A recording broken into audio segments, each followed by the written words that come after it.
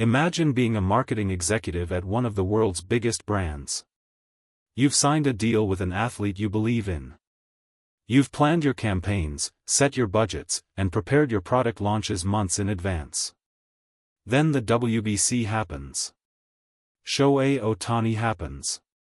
And suddenly, everything you planned is not enough. The phones won't stop ringing.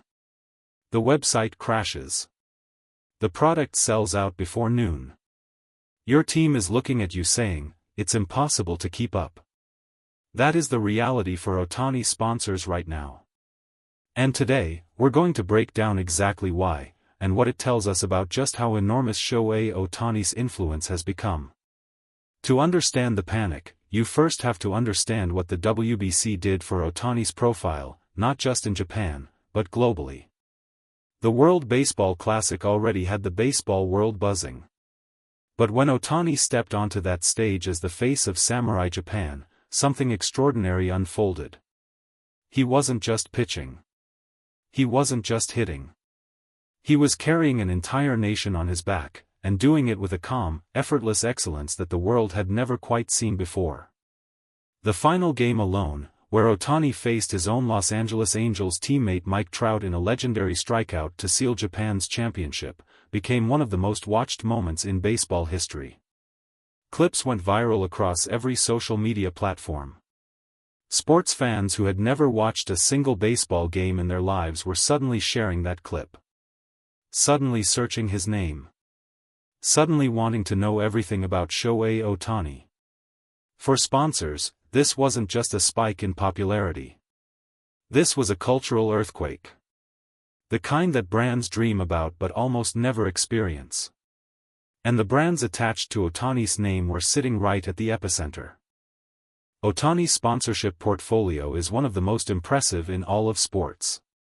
He has long-standing deals with major global brands including New Balance, Seiko, Porsche, and Oakley, alongside prominent Japanese companies such as Koz, Suntory, and Nippon Ham. These are not small deals. These are multi-million-dollar partnerships built on the understanding that Ohtani delivers consistent value. But consistent value and what happened post-WBC are two very different things. New Balance, for example, reported extraordinary spikes in demand for Ohtani's signature line almost immediately after key WBC games aired. Sales numbers that were projected for an entire quarter were being eclipsed within days. Retail partners were scrambling to restock. Online stores were displaying "sold out" notices faster than inventory teams could react. Seiko, the Japanese watchmaker that has featured Ohtani prominently in their campaigns, saw their social media engagement multiply in ways their digital teams described as overwhelming. The volume of comments, shares, and new followers coming through during WBC nights was beyond anything their community managers were prepared to handle. Staff that had been managing campaigns on a normal schedule suddenly found themselves working around the clock just to respond to the flood of attention.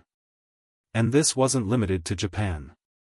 International markets, the United States, South Korea, Taiwan, Australia, parts of Europe, were all experiencing their own versions of this same surge. Brands that had primarily used Ohtani for his Japanese market appeal suddenly realized they were sitting on a global asset of a magnitude they hadn't fully appreciated. As one marketing insider reportedly put it, "We knew he was big. We didn't know he was this big." Let's talk about what panic actually looks like in the sponsorship world, because it's not always what you'd expect. Yes, some of the panic is the good kind, the beautiful problem of demand exceeding supply. But the WBC effect created real operational and strategic challenges that had sponsor teams genuinely scrambling. First, consider social media. Ohtani's Instagram following, already massive before the WBC, saw dramatic single-day jumps following key performances. Each time he pitched a dominant inning or crushed a towering home run on the international stage, brand mentions alongside his name spiked into the millions. Hashtags tied to his sponsor products trended organically without any paid promotion, something brands typically spend enormous budgets trying to manufacture. Second, consider search traffic. Google Trends data during the WBC showed Ohtani's search volume reaching near maximum levels across multiple countries simultaneously. For sponsors running search-based advertising, this was both an incredible opportunity and a logistical nightmare. Bidding strategies that had been set for normal traffic volumes were suddenly wildly miscalibrated. Budgets that were supposed to last a week were burning through in a single afternoon. Third, and perhaps most critically, consider the production problem.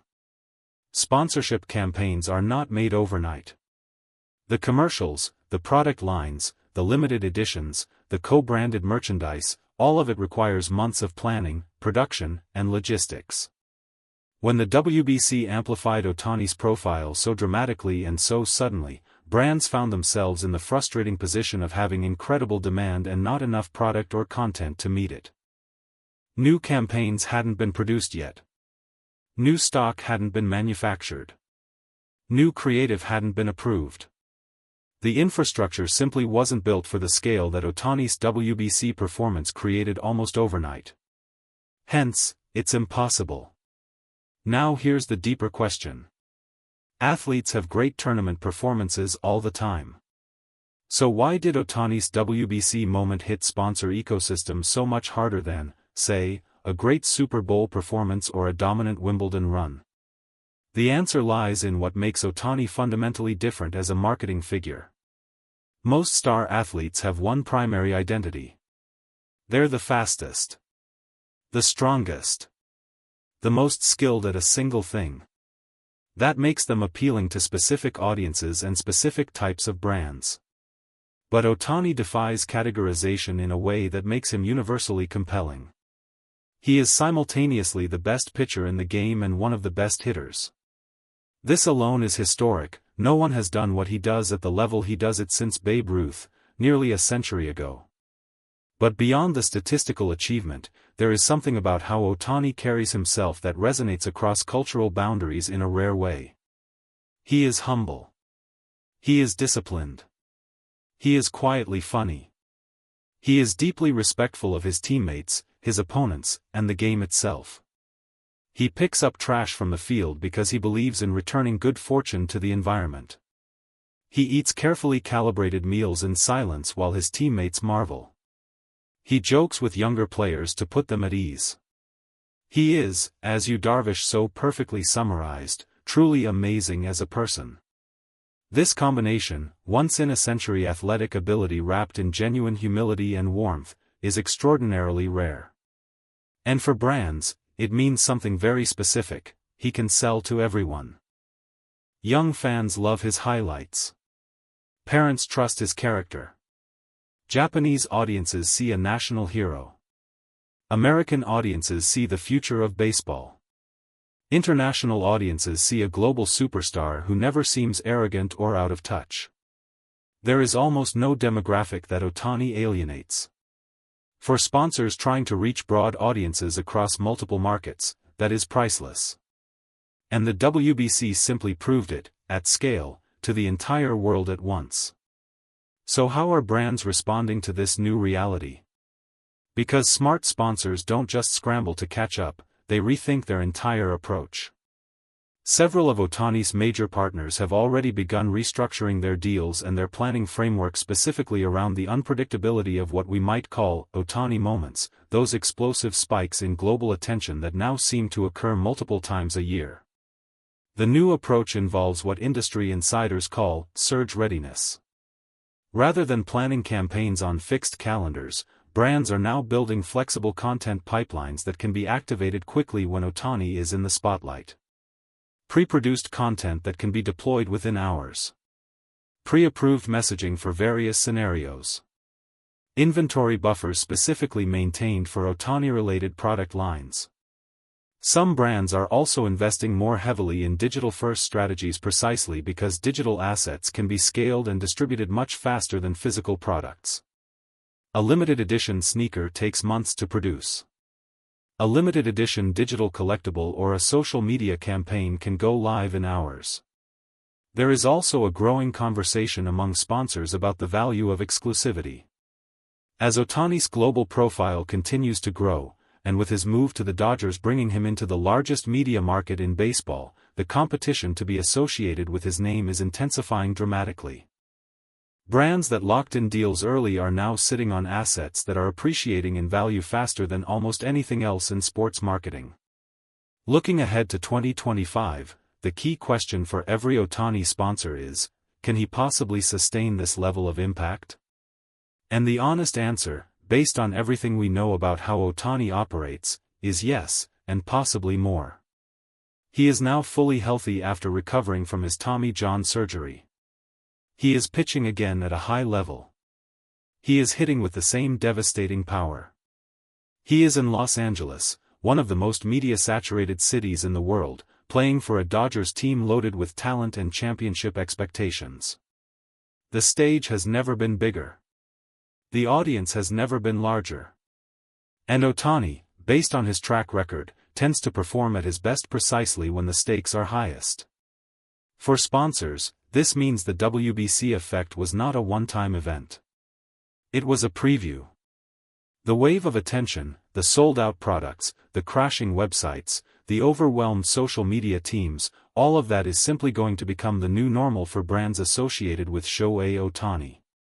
The brands that adapt their structures, their strategies, and their expectations to this reality will thrive.